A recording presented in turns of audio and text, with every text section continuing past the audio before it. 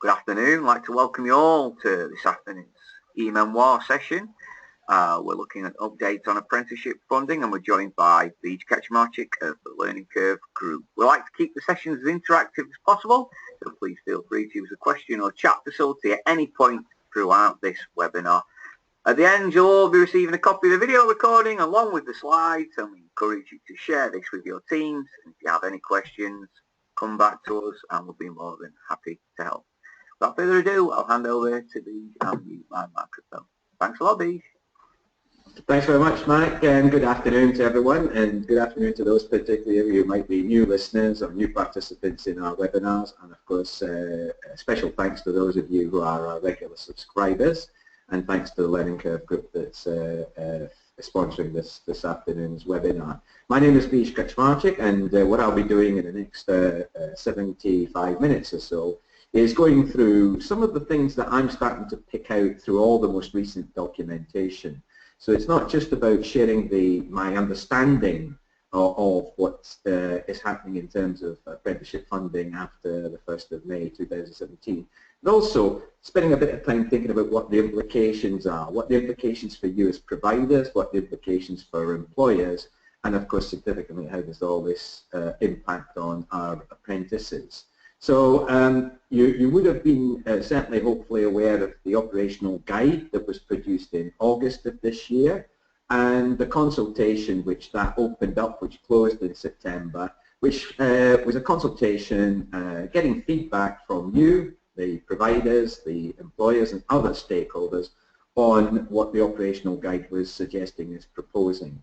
What I'm going to do this afternoon is look at those parts of the proposals which have remained very much unchanged, focus on those things that you thought needed to change and the responses to that from the Skills Funding Agency.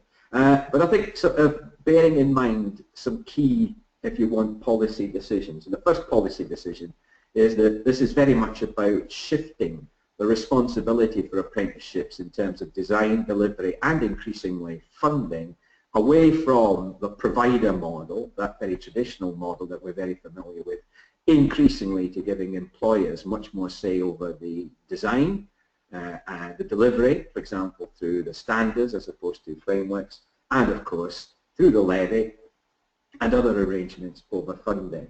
I think there's therefore some key implications that we've got to bear in mind, and bear those in mind particularly if you're a provider, that funding does follow employer choice.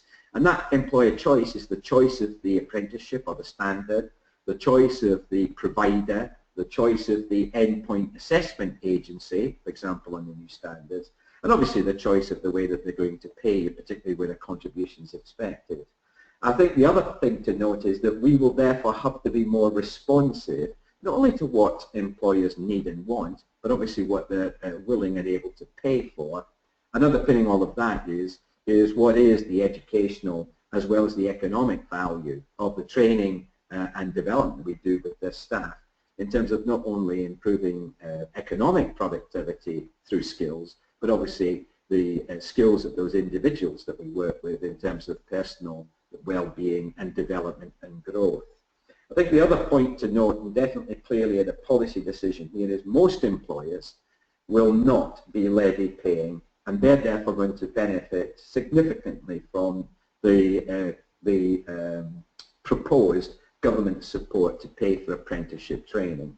That could cover up to 98% of the employers in England, and clearly for many of us as providers, it's predominantly the small employers, the small and medium-sized employers that we're working with.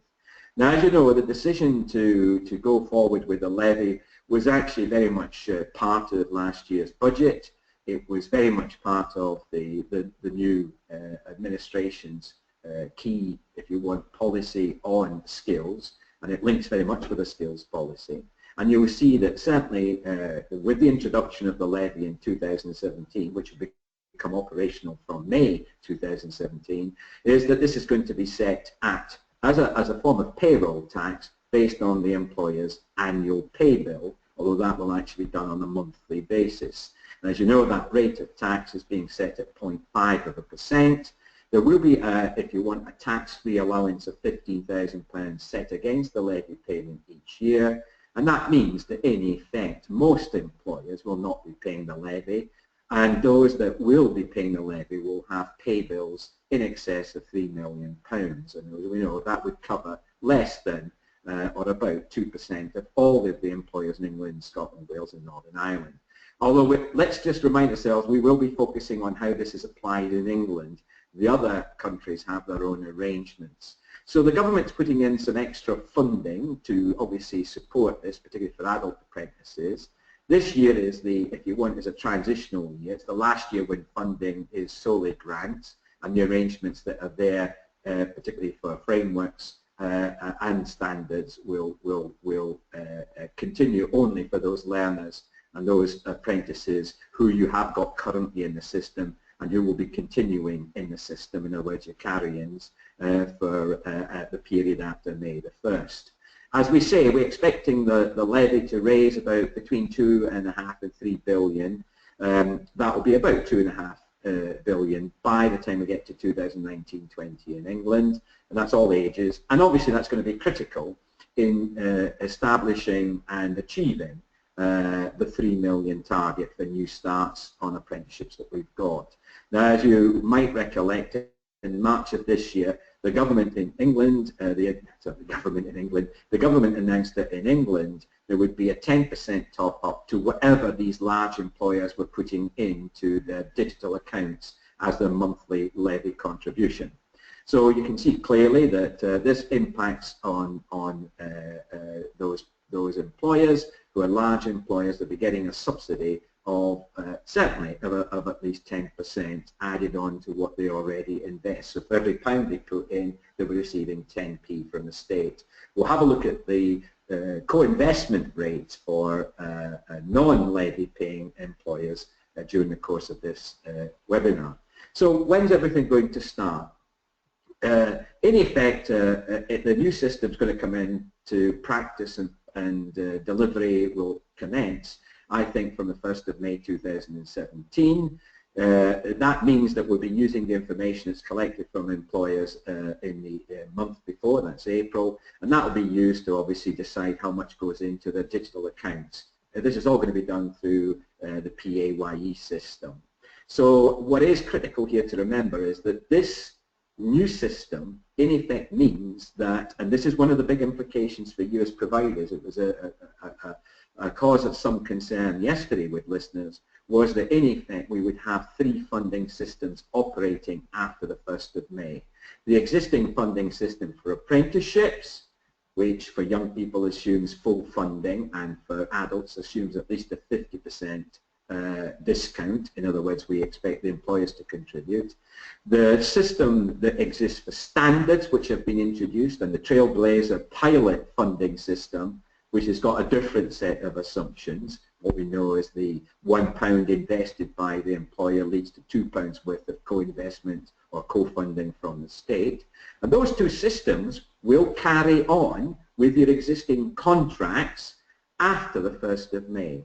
After the 1st of May, any new starts will obviously be funded through this new system. So this is in effect what we call the 3rd system. So 1 system for framework, 1 system for standards before the 1st of May, and then obviously the new system that's going to be implemented after the 1st of May. So a point to note is that all apprenticeships that started before the 1st of May, that's ones that you're going to start now up till the end of April, will be funded through to completion according to the existing rules, the existing rates and the existing funding system. So just be aware of that. And this new system will also mean that you as providers will often be paid 1 month in arrears for the training and any assessment that you have delivered and that you've reported you've delivered through the ILR. So one of the key things here is that this has obviously got to be a carefully thought through system, just simply in the first part in what is a levy paying employer. And obviously that means that levy paying employers, particularly those that might have more casual staff, more casual and seasonal staff, irregular patterns of employment, they might be obviously going in and out of the threshold, and the threshold is £250,000 per month. And that means they're going to pay the levy some months and not others. And obviously if they're not paying the levy some months, they're not getting a top up. So clearly, we're looking at quite a set of quite complex and complicated issues that relate to those employers that, for example, have that pattern of employment and that pattern of activity. So it's a good question that's already been raised. So the new system is going to be implemented, as we said, from the 1st of May. And what that means in terms of understanding if you want, the operational parts of that system, the big change was that rather than have lots and lots of different rates for frameworks that often took account of age, and often were based on the cost of the activity that we calculated before 2012-13 or 13-14, and then the 6 what we call bands that were introduced for standards, the standard introduced as part of the Trailblazers, is that all of that will be removed after the 1st of May for any new starts and replaced by 15 bands.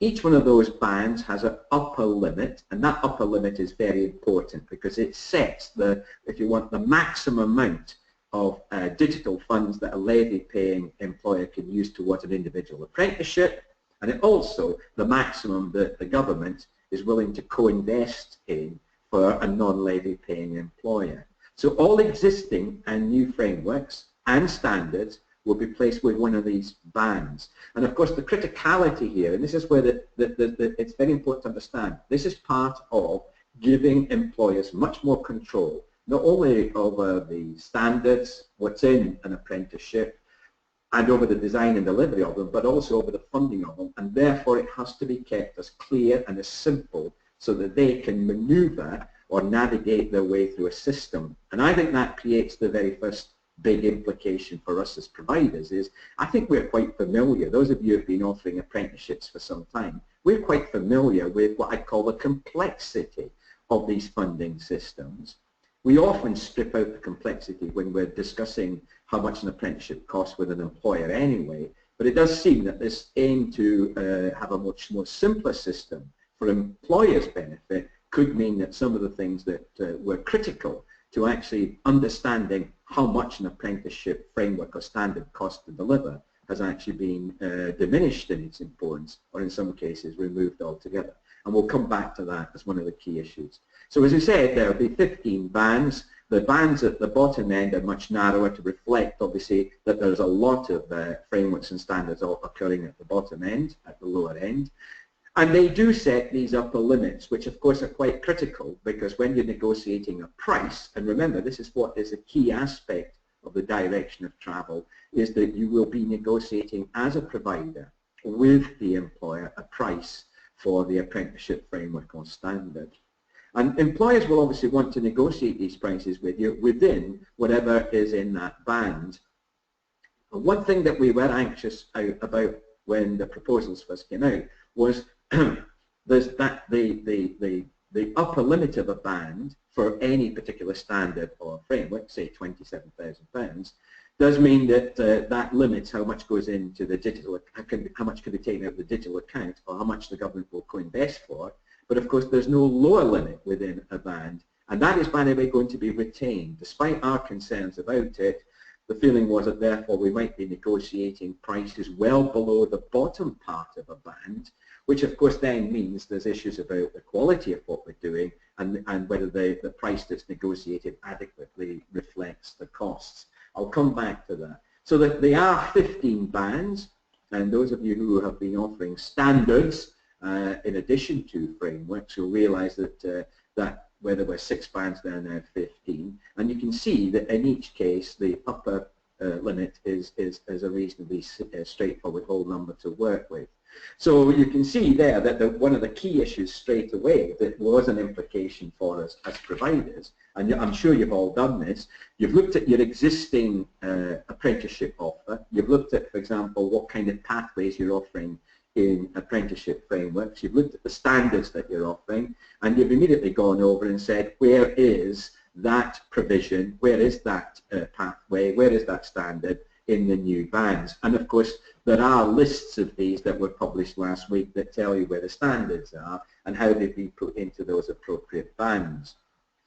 And I think that desire to have simplification has created a second issue for you, and that is why is it that the rate for some of those frameworks or standards are very different in the bands from what they were previously, particularly for 16 to 18-year-olds, who, as you know, 16 to 18-year-olds were fully funded, and therefore in the frameworks they were fully funded, and therefore there was no expectation of a contribution from the employer, and also that those bands, those values for those 16 to 18-year-olds were often higher than the equivalent value of that framework for an adult, even before the 50 or 60% discount was applied.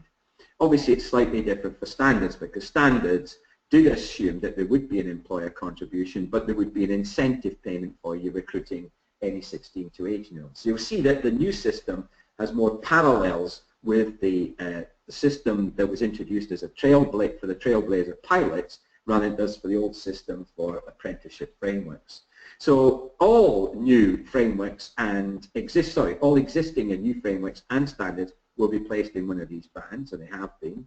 And this obviously moves us away from the complexity of the apprenticeship system, which also had another complexity, and that is that once we knew what was the base value of, say, a technical qualification, a knowledge-based qualification, or an NVQ, and that was then weighted to reflect that there'd be a higher weighting for engineering, construction, etc. We then also took account of the cost of actually recruiting the student, which might be a student coming from a deprived background, as evidenced by their postal codes, and also the cost of delivering and locating the delivery in, say, the southeastern London. This was known as the area cost. Now, as you know, for standards, that's the Trailblazer standards, the new standards, those complexities were removed as part of the aim to make things simpler for employers to understand.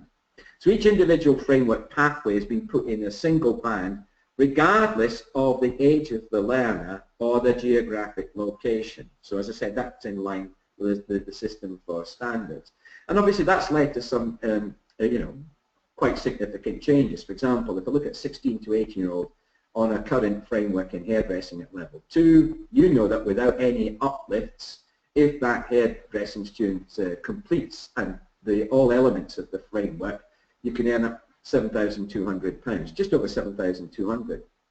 What was originally proposed was that hairdressing was put in a band which actually gave you £3,000 before any of the what we call additional payments.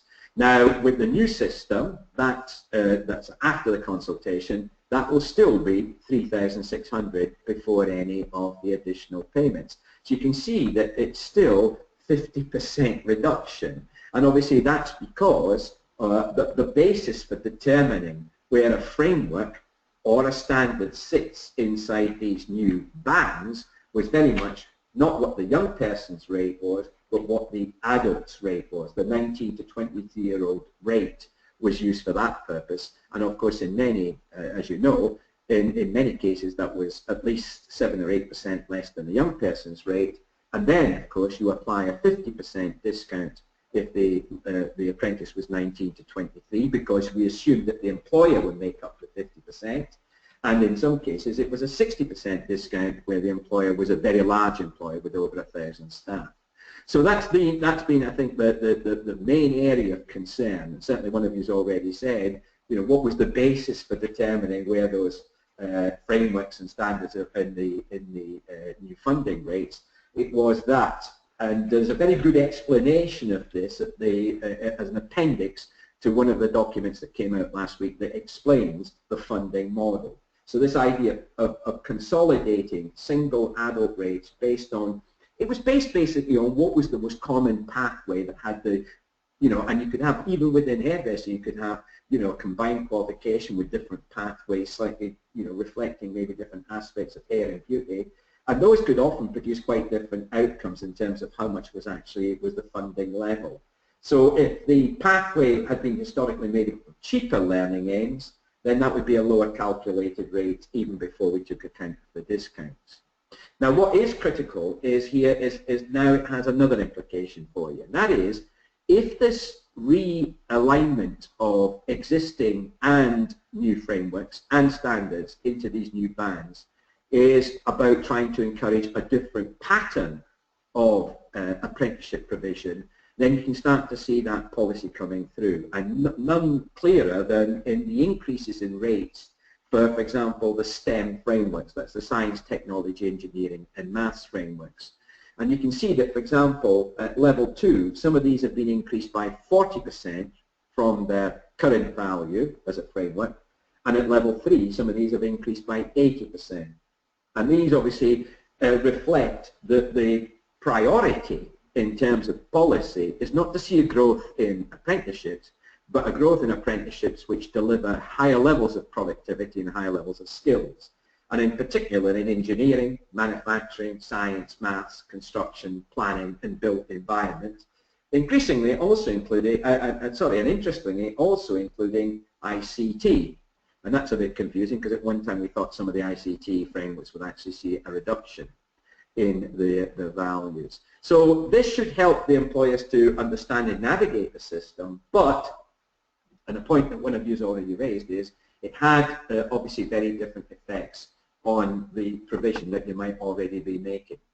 And I kind of just check with those of you listening, and hopefully what you've done is if you're already an apprenticeship provider, then hopefully you have run your existing portfolio of provision, ranging across those frameworks and standards, and looked at the new funding rates and modelled the impact. And it's that, obviously, which created significant concern in the system, certainly after August. And I know many of you are very unhappy that in some cases, a £2 million contract now would only be worth £1.5 million if you just simply took it on as new starts after the 1st of May. And I think obviously that is something that had to be addressed. It was a significant concern, and I'll come back to that. So that simplification also meant, let's just look at the way that employers are currently co-investing.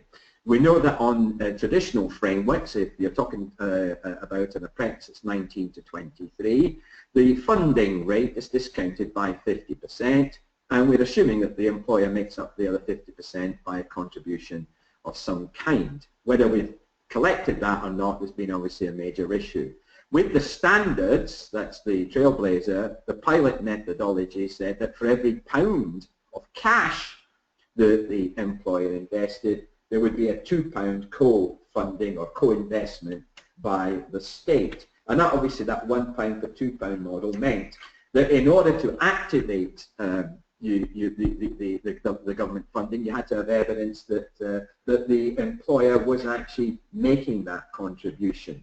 So as you know, through the ILR, if any of you are offering standards, the provider records the price agreed with the employer for training and endpoint assessment on the ILR, and the assumption is then that the employer transfers a cash contribution to you, particularly if the lead provider, in line with an agreed schedule. You've then got to record the cash contribution from the employer on the ILR and also collect it and then evidence that you've collected it. And I think that's critical because you can see that switch away quite clearly is already there. Well, that's going to apply for the co-investment rate that we're going to talk about after the 1st of May. And that is that for non-levy paying employers, and this is why we can say that there's a significant degree of support for them, they'll be expected to co-invest 10% of the cost of apprenticeship training and assessment, including obviously where it's an endpoint assessment also on standard, and the remaining 90% will come from government funding. That's quite significantly different from what we've had in the past. This also applies to any levy-paying employer who finds that they have not got enough money in their digital accounts and needs to take on more apprentices than is available in the digital account. They will have those additional apprentices funded at 90% from the government and only 10% from their own sources. And obviously, whether that will be done through the digital account. I think what's quite interesting to note is that immediately sends up some concerns with some small and medium-sized enterprises who are not going to be levy-paying employers who've said, well, wait a minute, if the larger employers can get a significant subsidy for anything they do, which is in addition to what's in the digital account, they could actually eat up quite a lot and use up quite a lot of the government support for apprenticeships. And obviously that is a concern that some of us have already expressed. And I'll come back to that later on. In the first year of this new system, the expectation also is that employers will pay their co-investment to you directly. The 10% will come to you directly, and you will evidence it through the ILR, and how you collect it I'll come to later on. Of course, with digital accounts being made available after 2018 to all employers, hopefully, to all employers, then that will be done through digital accounts. So you can see how that 90-10 model is absolutely critical for promoting and increasing the demand for apprenticeships, particularly from the smaller and medium-sized enterprises which are not levy paying. But we also want to incentivize all employers to take on more younger apprentices at 16 to 18. And for all employers, whether they be levy paying or non-levy paying, this additional payment is there to cover the extra cost of employing and supporting those younger people that won't have had experience of the world of work, who maybe have literacy and numeracy needs and other needs, who also need more support, particularly when we're looking at things like personal development, etc. So what was proposed was an additional payment, which is a flat rate payment irrespective of which band the young person's framework or standard is in, of £1,000 to the employer and £1,000 to you, the training provider. These would be paid very similarly to the incentive payments that are available for standards at the moment, 50% after 3 months and 50% after 12 months. These would be initially paid to you, the training provider, and then you could pass this on. What is, by the way, clearer in the documentation that came out last week is that if an employer feels they need to, they could redirect some of the £1,000 back to you, particularly for any value added or any additional services you provide. That's something that's possible.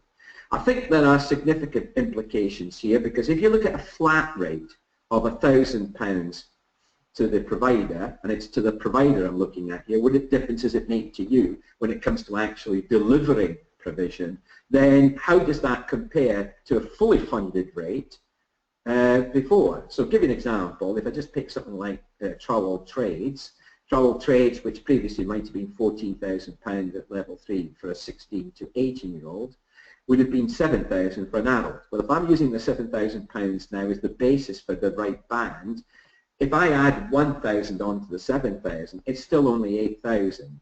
And that's obviously a lot less than you were getting before. And that's one of the things at this rate. It's very similar to the example I just did with hairdressing. So I think there have been some significant implications for these additional payments being flat rate payments. Therefore, what was suggested and has been put is in the documentation is that from the 1st of May, there will be a 20% uplift to the funding band maximum for that framework. This will only apply to the frameworks. The standards it's not going to apply to for a 16 to 18-year-old, in addition to the price agreed to the training. So for whatever price you agree within a band, there will be a 20% uplift to the funding band maximum. So if the band maximum is 6,000, then you get 20% of 6,000, even though the price that I agree could be less than 6,000. And I think that's how we've got to read and interpret what it says in the documentation. So the 20% uplift is to the funding band maximum, in addition to whatever price you agree for that training, and also in addition clearly to the £1,000 that's coming to the employer and the £1,000 that's coming to the training provider. And it's critical that you understand that that's the case, so that you can see that the gap is being filled, but is it being filled enough? And that obviously is something that there is still some concern about, and we know that that would be a key issue that being raised in any questions posed in a parliamentary committee in the course of, say, today or the rest of this week.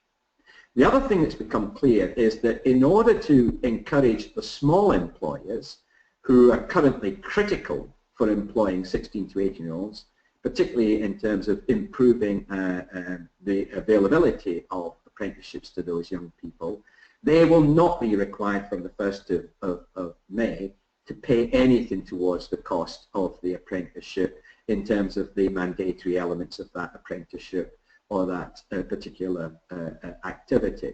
And in this case, therefore, it won't be a 90-10 model, it is a 100-0 model. And the government would pay that, obviously, across the profile of that learner, however months they are, on the basis of 80% on program payments and 20% for the completion of the apprenticeship framework. That's all the mandatory elements of it, or in successful completion of the endpoint assessment if it's a standard. Now it says, when we say completion, we mean successful completion, and in other words, the apprentice passes it.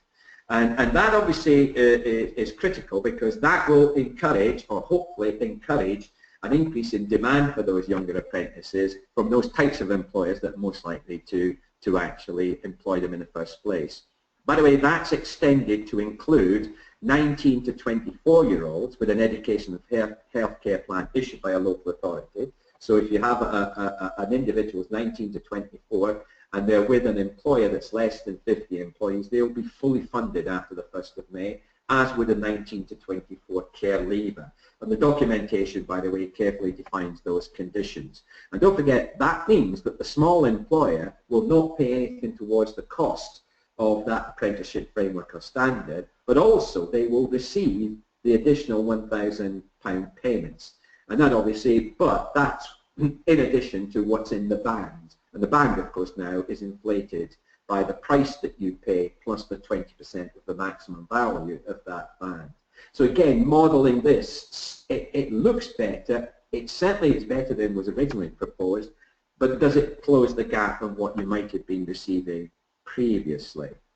So can I just ask, in light of these changes that were announced last week, how many of those that are listening in have started to model, particularly your 16 to 18 provision that you've got currently under frameworks or standards, model what it looked like after the 1st of May? Are the gaps closing? Is it looking more favourable than you might have thought originally? So how many of you, first of all, have modelled it? It's just how many have modelled it and sort of done some sums, even if it's the back of a piece of paper. And those who have modelled it, have any of you got, yeah, you've got one or two of you said yes, you've modelled it. And anything that's come back clearly as an outcome from it? Not concluded. Thanks very much, John.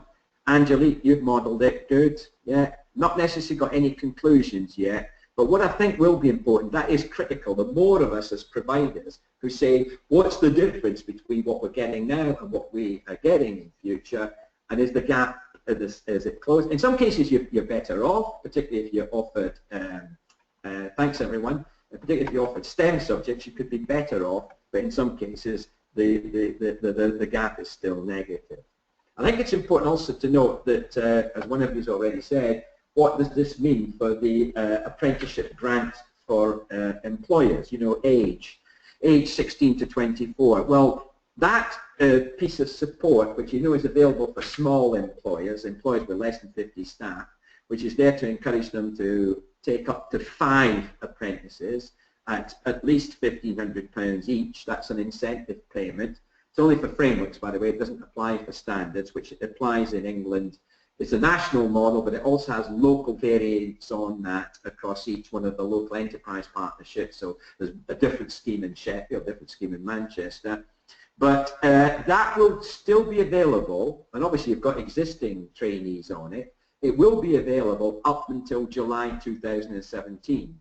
What I would obviously think is that the 16 to 18 element will be superseded by these payments, but obviously the 19 to 24 element will still be available for any new starts up to the July 2017. I think this is all subject to funding, and of course one of the questions that one of you posed is it possible to run age at the same time as these incentive payments for young people? It's all a function and very dependent on the availability of funding, which you know the adult apprenticeship grant for employers has always been subject to funding, even though some of it's been devolved. So you can see that, you know, we're going to be running a system which is certainly trying to give you and the employer an incentive to recruit younger apprentices. There's extra support for all apprentices of all ages if they have additional needs. Now for all employers, for example, the same additional payments that we've got for 16 to 18 will apply to anyone who's 19 to 24 and anyone who's 19 to 24 has been is a care leaver. And those additional payments will be there for all employers, irrespective of whether they're levy paying or non-levy paying. The non-levy paying, obviously, many of those 16 to 18-year-olds will be funded at no cost at all. What is important also is that, again, a lot of this will be coming through the providers initially. So this won't be money that will be going or support that will be going directly into employers. You as providers will be taking it in, passing it on, as very similar to the incentive payments for standards. This is also going to apply to learning support. So any learners that you identify and assess as having individual needs, such as dyslexia, learning difficulties, or any other learning difficulties, you will be paid directly by the Skills Funding Agency for any support that you provide for them, up to £150 per month, plus any additional cost above the £150 a month, because you know 150 is the maximum. That's the same as we use currently for apprenticeships, as long as you evidence them. So again, this is funding that will come to the provider. So in terms of looking at some of the complexities, I certainly would have been happier if we kept the funding rates quite simple for employers. In other words, the price that they pay for training, assessment, and endpoint assessment on standards.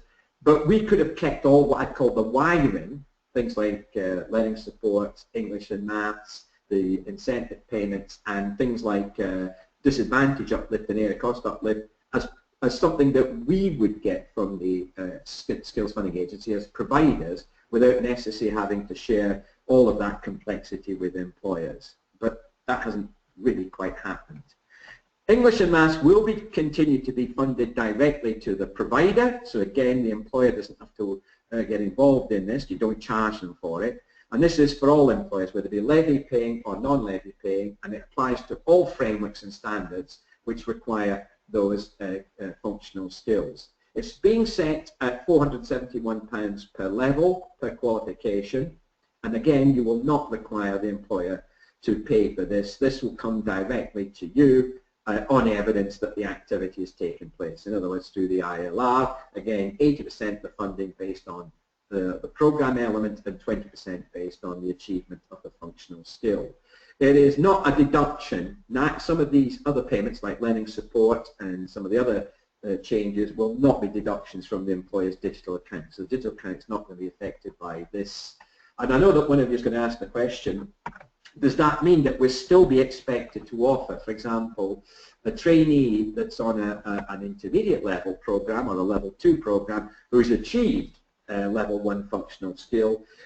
Are we still being required to offer them a level 2? The answer is yes. And obviously, if it's a mandatory requirement, it will be part of the funding that comes to you. If, for example, an employer asks for any additional maths and English qualifications, in addition to what's required as a mandated part of the framework or standard, then obviously you negotiate that price separately with them. Now, in terms of functional skills, Alison's asked the question that was asked yesterday about ICT functional skills. There is absolutely no mention of them in any of the new documentation. So what we're assuming is that where functional skills are a mandatory requirement of a framework or standard, they'll continue to be funded at the existing rates. In other words, they'll be part of the price, they'll be part of the total price that you quote. So, for example, in the framework, you include the ICT, whatever it is, and at the moment it's about £225, £224 a time. But in response to what Alison's asked, I think there's a more significant issue because of the drive to improve digital skills. I think we need to start looking at those functional skills as covering those three, not the two. But that's something that hasn't yet been talked about and something that's not yet been decided. So at the moment, it's where it's required as a mandatory part, that will be part of the price you negotiate. There is no direct payment yet that's going to be made to you for delivering that functional skill. But it's a question that we've posed now several times, and it wasn't actually addressed in the results of the consultation. So we'll keep that one in mind, certainly, Alison, because obviously there are significant issues still around that.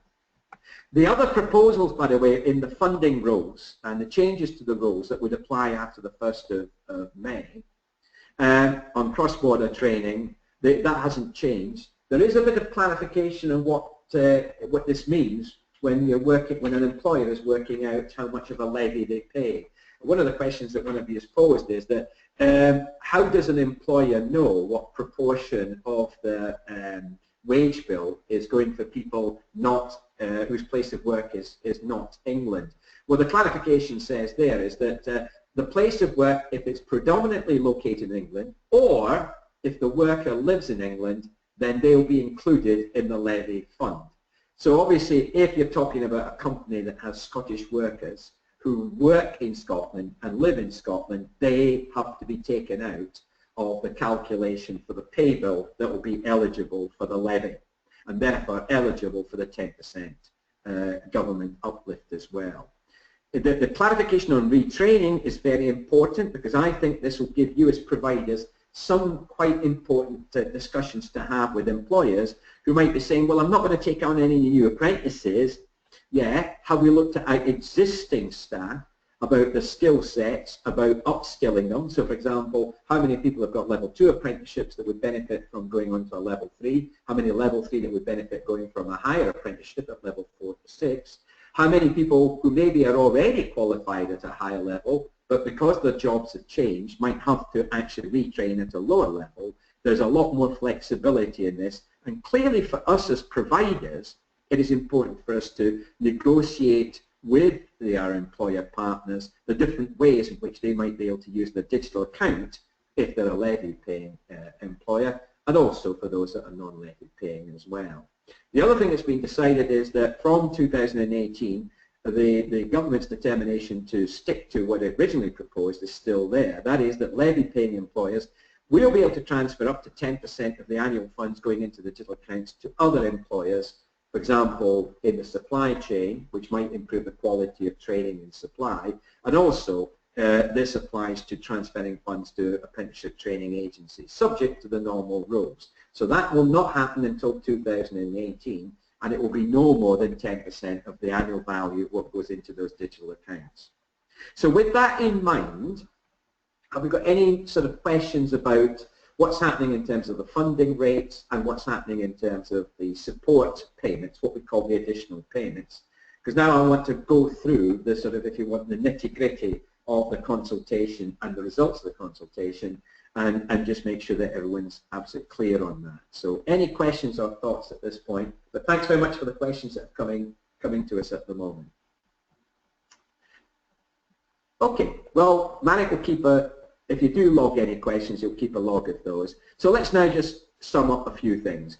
First of all, any apprenticeship training, whether it be a framework or a standard that starts or has started before the 1st of May, that covers all employers, small and large, then you'll be funded for the full duration of the apprenticeship under the current terms, rates of pay and conditions, and rates of funding, should I say, that were in place when the apprenticeship started, whether it be a framework or whether it be a standard. That means that that should read existing, by the way. It's not exiting. You haven't exited a contract yet. It means that existing contracts will continue to their conclusion. So when we start looking at procurement or going onto the register for a provision after the 1st of May, those will not be contracts which will include carry-ins. So in other words, your existing contracts will be seen right through to their conclusion with existing conditions. I think that's a key thing that needs to be clarified. And that applies to frameworks as well as the standards. If the employer pays the apprenticeship levy after the 1st of May, they will not be able to use the funds in their digital account to pay for those learners that are already on your books. In other words, you've already got a contract with that employer to deliver. In other words, they can only use the funds for new starts. And that's why you'll find that the procurement is for new starts. And I think you've got to bear that in mind. I know that that's certainly going to alleviate some concerns you had. So let's have a look at what this means. For employers that pay the levy, they're going to pay the levy through the HMRC process. They'll access their funds through a digital account, which obviously these will be created from January, being tested at the moment. Each month they'll be able to see how much goes into the digital account a few days after they've had their pay bill confirmed. And then each month a 10% top-up will come in. They will then track through the digital account how that money is being used to pay whoever the provider is. In other words, whoever they've contracted with as a provider, and obviously that provider also has to contract with the Skills Funding Agency. Don't forget the Skills Funding Agency, even for levy-paying employers, still has a contract with the employer and also with you. So obviously that's through this process of going onto the register or procuring. So, and those funds will then pay the provider directly. In other words, the Skills Funding Agency will transfer money out of the employer's digital account and use that to pay the employer, and that obviously is against evidence that the training, the assessment has occurred. And what will they pay? The price that's been agreed with the provider, as long as it's not any more than is in the funding band maximum. So obviously, if you, in other words, up to the funding band maximum, if you negotiate a price that's higher than the funding band maximum, then the SFA will only take out from the digital account that maximum amount. Any difference, you will obviously get paid directly by the employer. And now, a thing that employers were very worried about was that initially it was intended that levy-paying employers, and by the way, levy-paying employers will include some employers who will be paying 2 levies. A question that one of us already said is, what about those existing, for example, construction industry or film industry levies? Yeah, at the moment, and I know that there's been some discussion about this, people like those construction firms that pay into the CITB levy will also be paying into this levy. It does raise some interesting issues, doesn't it? Currently, what was proposed is that what went into month 1 had to be spent by, in effect, by month 19. In effect, you had 18 months to spend a levy contribution. Well, a lot of employers were not happy with that. And what's happened after the consultation is that the expiry date has now been extended to 24 months. So month 1 is going to be spent by month 24, month 2 by month 26. So that obviously gives the employers more time to plan and prepare for how they would want to spend a levy, particularly when they might not have had significant plans to take on maybe new staff in terms of recruitment and certainly in terms of training.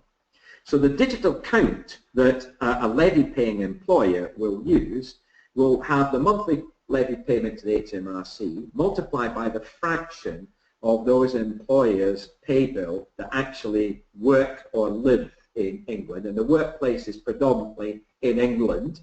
And by the way, that also extends to people who might have to travel across the country or other relationships or other situations. And then obviously the 10% top-up goes into that. Now, something you've got to be aware of, and it hasn't really been focusing up on, is that all apprenticeship starts after the 1st of May will be covered by an 80% funding model based on retention and therefore on programme, and 20% that's going to be based on the achievement of the framework or successful completion of the standard, including the endpoint assessment. So you can see that there is a performance-related element to this that applies whether it be a levy-paying employer or a non-levy-paying employer with an apprenticeship framework or on a standard. So these funds, as I say, will no longer disappear after 18 months. They will do after 24 months, and that gives them a bit more time. There's also a new online calculator, which I think will help employers to see how the system could work for them. I think it's good for you to do that, and then have a discussion with the employer and say, well, this is how, if we had, you know, a contract with you, how would it work, and how would you see your levy going in, and what benefits would be, what would happen, for example, if you took on more learners than was actually available in your digital account? How would the 90-10 model work? And that online calculator allows you to do it. So out with the issue that faced by obviously employers that have large numbers of casual staff and seasonal staff, this is how the levy might work for the employer. Let's assume this is all of the staff are working in England, so 100% of the pay bill is covered by people working or living in England. The levy is set at 0.5%, which is £27,000 annually. Let's assume that they have a nice monthly profile which spreads that 5.4 million out equally. The allowance means that they only have to pay £12,000 into the digital account. The government immediately tops up at £1,200, and then each month you can see that they're spending. That might be with one training provider. It could be with several training providers. So they're spending £1,200 in the first month. You know, maybe 4 apprentices at £300, let's assume. And by the way, what goes in there will reflect 80% of the payment being on program and 20% obviously against successful completion of the framework or of the standard. And then what the employer can see quite clearly is what does that do to the balance on the account each month. And that's what the digital account will be doing. That's one aspect of the work of the digital apprenticeship service. Now another one, I was asked the question, how does the employer choose the training provider or the assessment agency that they're going to use if they're using a standard? The answer is they will do that through the digital apprenticeship service if they're a levy-paying employer. Obviously, they'll be looking at, in effect, the old registers to see, what's the nature of this organisation. What I think will happen in many cases is the employers will then, obviously, once they've chosen, they will get you to do the detailed work with the, in this case, for example, if you're the training provider, more than likely they'll get you, the provider, to contract the endpoint assessment organisation on behalf of the employer, and obviously then for you to also pay the endpoint assessment agency whatever the cost of that endpoint assessment is. So even though the employer has got the choice of selecting a training provider and obviously an endpoint assessment agency when it comes to what do you call it, standards, there'll still be quite an important role for you. And I know that some cases the providers might even delegate some of the completion of what was in a digital account. They'll get you to do it. And obviously that's obviously something they've asked you to do. It's at their request. It's not something you assume. What about the employers that don't pay the levy, which of course is for most of us is going to be the employers we're working. Well, they're not going to be able to use the digital apprenticeship service until at least 2018. What they'll be able to do, and obviously this is also going to be affected by their procurement, is choose a training organisation that they want to deliver the apprenticeship that they want, or whether it be a framework or standard, and then obviously the assessment organisation as well. And then obviously your job will be, as I said, to make sure that that delivery occurs, including obviously the contracting of the endpoint assessment organisation. So they'll be asked to make a 10% contribution in cash to the cost of the training, and then 90% will be paid to them up to the maximum funding band available for the apprenticeship or the price that's actually been negotiated. And that will be spread over the length of the apprenticeship, which in most cases will be 12 to 18 months, whatever you've agreed for that particular framework or standard. Now, one thing to note here is that the intention is that 90% will come to you, 80% spread over months, and 20% on evidence of completion of the framework or successful completion of endpoint assessment. So you've actually got to make sure you don't just model the 90%, it's 80% of the 90%.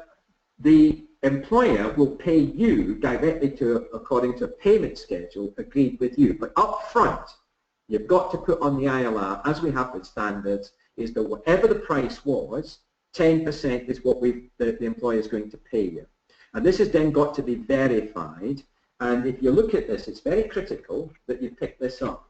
The verification means that if you look at, and by the way, in the rules that were published last week, this is the rules that training providers should be looking at. I would suggest you look at section 177.1 and 177.2. I'll just repeat those, 177.1 and 177.2. What this says is, this is particularly where relevant for non-levy paying employers, is at least every 3 months, you'll be expected to collect the cash value of the co-investment from the employer or employers. And at least every 3 months you must report the cash value received in the ILR, so you must report it. And this must be a visible transfer of funding against an invoice. So you can see that there are some conditions. Now, you might not collect, you know, 3 months' worth. You might say, well, I might front end it, I might back end it, but we've got to see that over the period of the apprenticeship, the 10% will be collected by you. And I think that's absolutely critical, because the model assumes that that is part of the negotiation that you had initially with the employer when you agreed the price with the employer. So in this example here, let's assume that the employer is choosing an apprenticeship in band 8. We're the chosen training provider. We know that the maximum price there is 6,000. We've negotiated a 5,400 price because of competition from other providers or whatever. We know that the government will provide against the ILR 90% of that 5,400 on successful completion of the framework or the standard, subject to 20% being held back for that completion. So we can spread that out. We then obviously have to indicate that the employer is going to pay us £540. In this case, they've agreed that they're going to spread the payment over 12 months at 45, so that gives us £540. And what obviously we're saying to the employer is, yeah, every 3 months we've got to record that you've paid us 3 times 45. What I'm going to suggest to this employer is, rather than invoice you every month, I'll invoice you every 3 months. So obviously you've got to make sure the administration isn't too onerous or whatever. And that's just a nice, simple example, but obviously you might have much more complex relationships with employers. But nevertheless, I think you've got to be clear that this model is very much like the standards model. We must evidence that the employers are paying us, and they're paying us against an invoice. Can I ask, has that raised any issues? Because obviously one key thing is some employers will say, well, I'm going to have to pay you 10%. I'm not paying you 10% of 6,000. I'm going to pay you 10% of something a lot less. That does obviously still create the tension about having no minimum within a band, because they could therefore, they could actually negotiate a price with you well below the minimum level on this band. So does that raise any significant questions or issues for you as providers?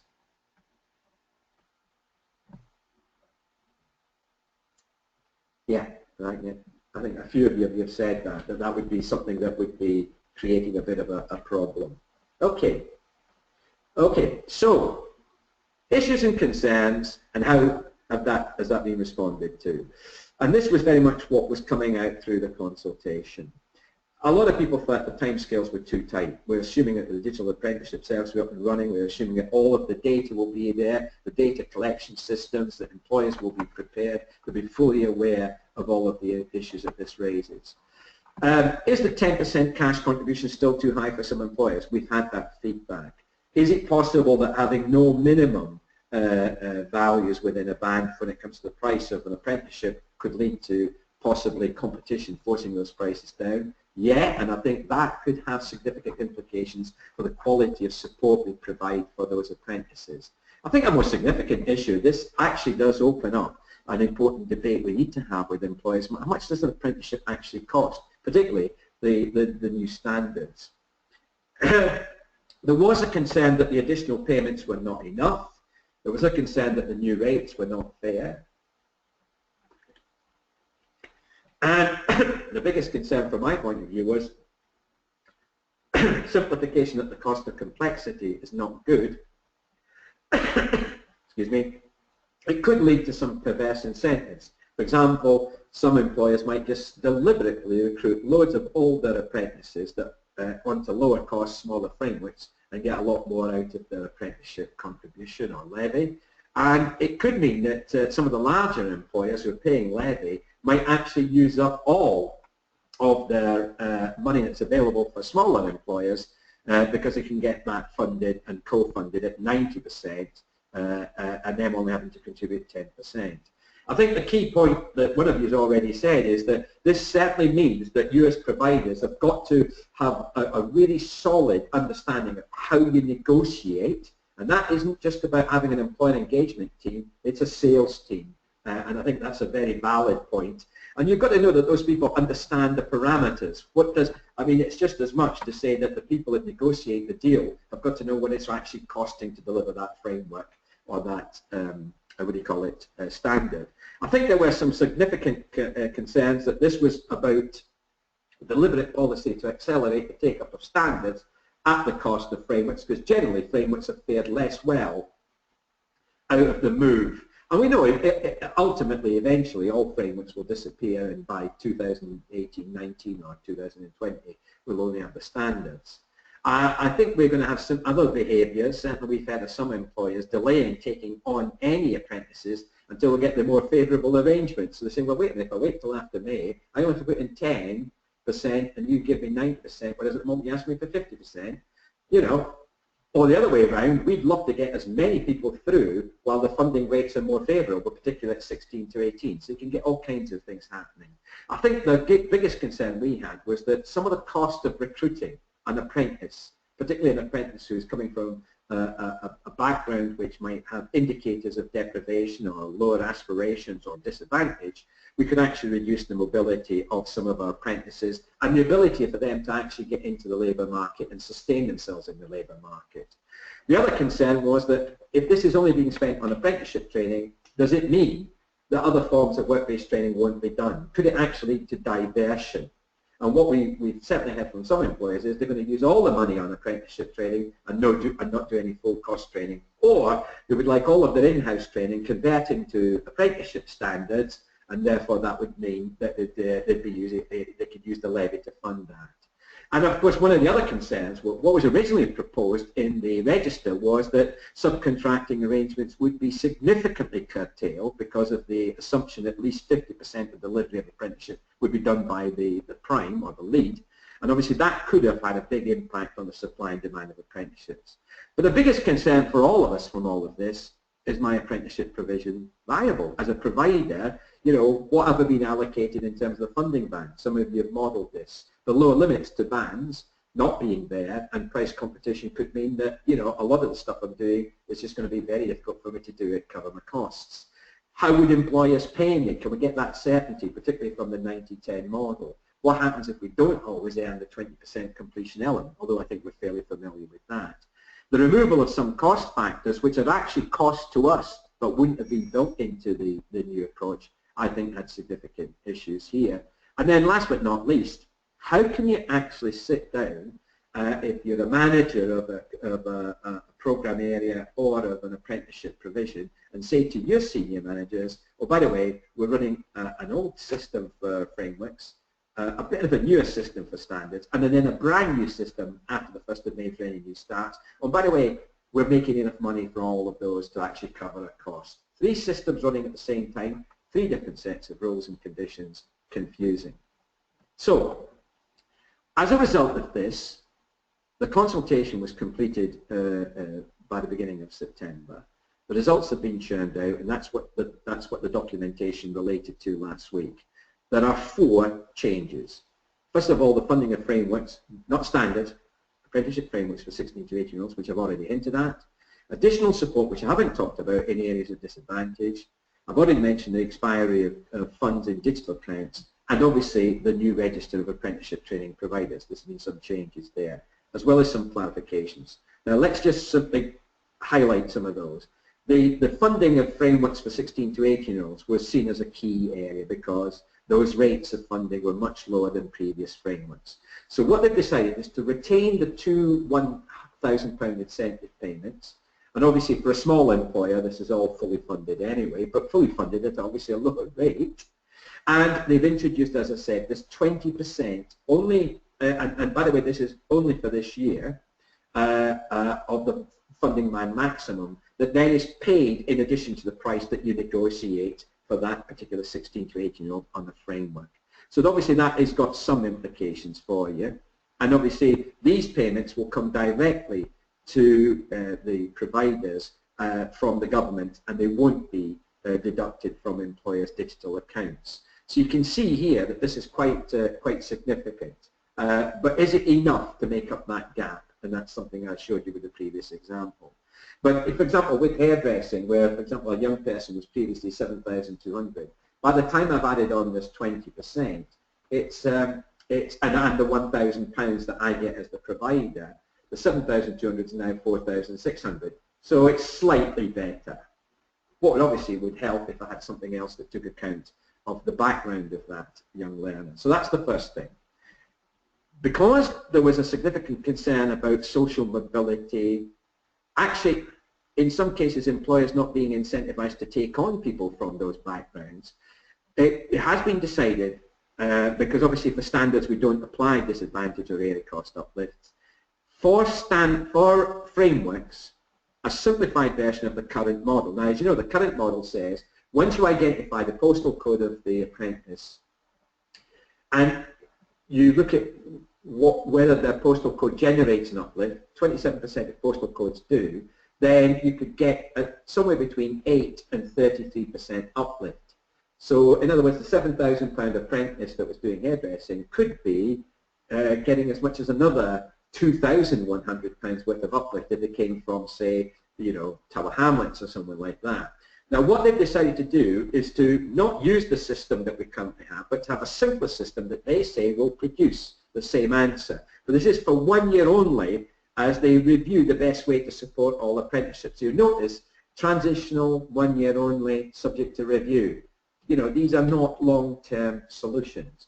And what they're going to say is that if the young person, the person that you're recruiting is coming to you from the 10% most deprived postal codes, you will get an additional £600 added on to them, and that will be paid to the training provider.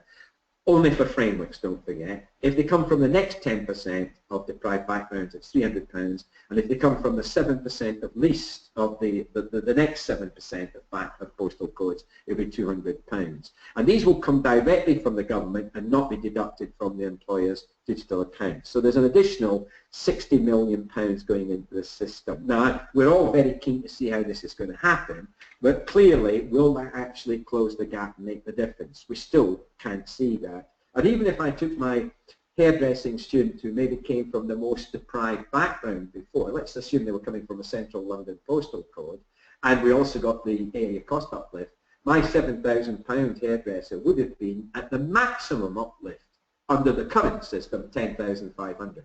10,500. Under the new system, with a maximum, 5,200. So you can see that that's still, at the maximum, a 51% fall, and that's clearly something that still concerns us. So that's something you should be aware of. We've already mentioned the expiry of funds in digital accounts being extended to 24 months and not 18 months as before. We've already said that. Just a couple of clarifications then, because I know that you sometimes want a little bit more information about this, is that the funding bands were calculated for apprenticeship frameworks and standards on the basis of the adult rate, which was the most predominant one, taking account of different pathways. They have decided that there will be no lower limits within a band, and therefore obviously the price you negotiate with the employer has got to be a price that does reflect quality provision and the cost. And that, I think, as John has already said, we do need someone that, good sales team, but also people that understand the cost of apprenticeships.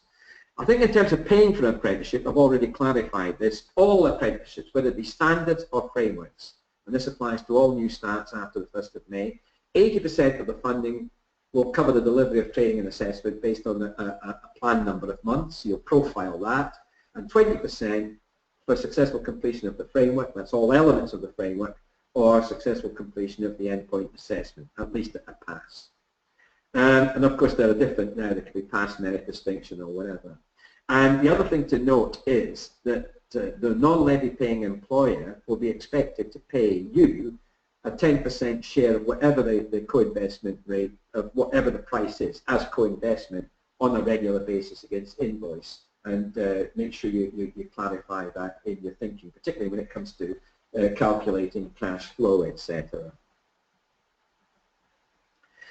So just for the last few minutes, I'm just going to say a few things about the register and about procurement. But just before we do, and thanks very much for the questions that have been posed so far, are there any other comments or questions? And don't forget, these funding bands that are shown did not include the payments for functional skills in English and maths. Obviously there's another issue when it came to ICT, which I've not seen a separate payment for anywhere in any of the documentation. One of you asked me, are all the carry over learners going to be seen through a contract until the completion of that contract. Yeah, and I'll talk about that in terms of new procurement.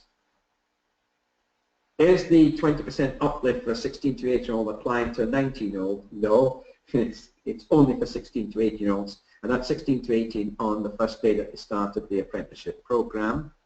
And obviously the uplift is to the maximum band value in addition to whatever price you get. So again, thanks for those questions.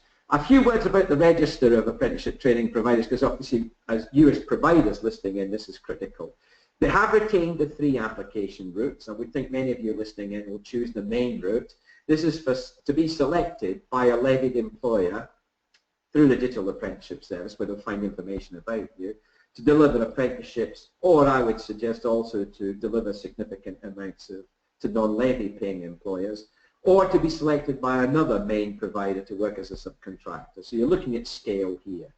If it's clear that you want to operate as a delivery partner, maybe to offer specialism, which has only got small maybe demand across the country, or as a part of an apprenticeship, or to deliver a component part as a subcontractor, where the most you'll be pulling down is 500,000, then you might go for delivery partner. And if you're an employer who wants to carry out training for your own staff or to act as a subcontractor, then you choose that route. Now, what is critical, by the way, is the 100,000 that we did have a question marks about, I'll come to in a moment. So you can see there that you've got those 3 routes, and I would suggest that most of you here are going to pick the main route. Those of you who are subcontractors who currently have less than £100,000 worth of apprenticeships as part of your whole offer, then there is some good news for you. You won't be expected, you will not be, it won't be compulsory or mandatory for you to go into the register. You can if you wish, it might be desirable. There will be 3 parts of the application. Test of due diligence to check your organisation, its credibility, its past history. A much more rigorous test on financial health that applies simply to independent training providers. But nevertheless, colleges have got to be aware about what might happen in terms of the new situation in terms of insolvency. But a greater emphasis on quality, capacity and capability test, particularly safeguarding and prevent. And of course, we're still going to have the grade 4 limitations. So in other words, if you've got a grade 4 for apprenticeships, currently you will not be able to apply, if you won't be able to deliver for the new starts. And similarly, if you're a grade 4 provider, but with a better grade for your apprenticeships, you will be able to. So if you're a grade 4 provider, but with a grade 2 or 3 profile for your apprenticeship provision, you will be able to apply. And obviously, this is predominantly going to be focusing on, and I think there'll be 4 times during the year which you can go on to the register to be involved, obviously, in supplying to levy-paying employers. Now, for the majority of us who are not working with levy-paying employers, there will be a separate procurement for delivery of apprenticeship training to non-levied employers, and that will be about awarding new contracts from the 1st of May. Now, this is going to be a one-off, but actually I think there'll be some more openings based on the light of what happens in terms of the first procurement. So there could be several runs of this, and I'll explain how that might work.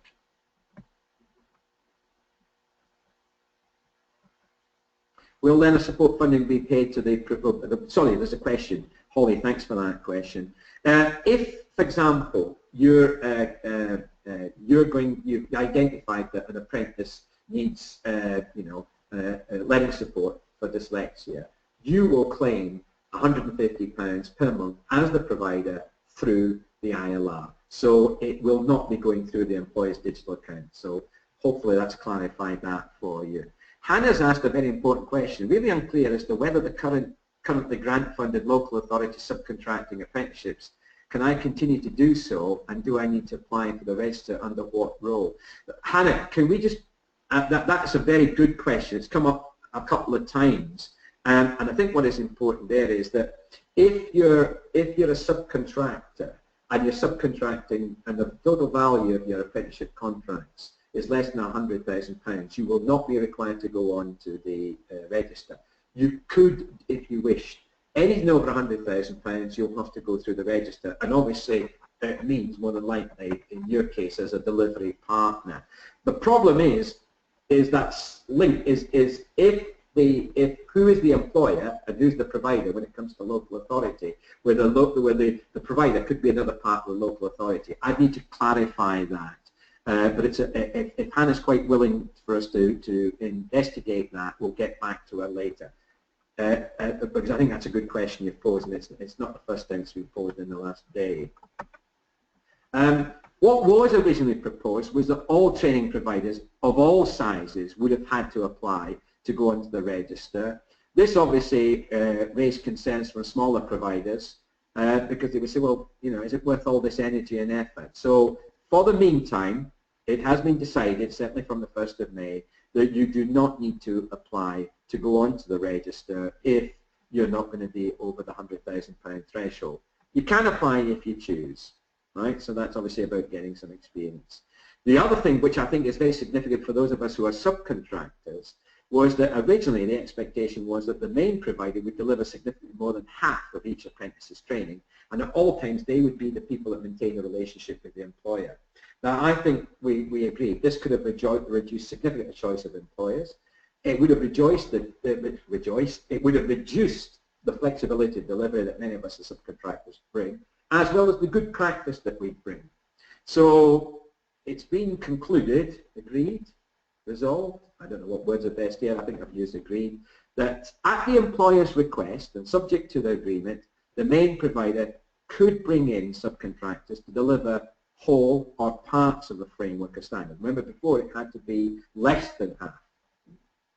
So you can see here that there is still a recognition of how important subcontractors are to achieving the growth in apprenticeships, but also in the contribution we make to the quality of those apprenticeships. So I think there's some good news there for us. But can I just say, very similar to the things I've said before where it says a transitional 1 year only, the key thing that they're saying here is subject to monitoring and review of the quality of that provision. So there's still that threat that says if any of those subcontracting arrangements don't look right, for example, where the price has not been significantly high enough to guarantee quality, i.e. the price that's being passed on from the main to the subcontractor, then obviously there are some issues here.